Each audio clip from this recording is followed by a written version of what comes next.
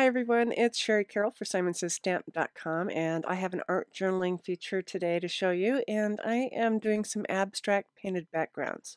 I am working in my Reaveley journal. This is the Dylusions journal, and this is about an 8 by 5-inch journal pages, and they're all the same. And I thought this would be nice to practice some of my paintings. I'm also working with watercolor cardstock from Ranger, and those are cut in half. I have a variety of brushes. And I've also will be using some gesso to kind of base my page a little bit, and then also some Dina Wakley paints. I will be speeding up this video for you, putting it to some music, but I have all my supplies listed in the description box below, so I hope you enjoy.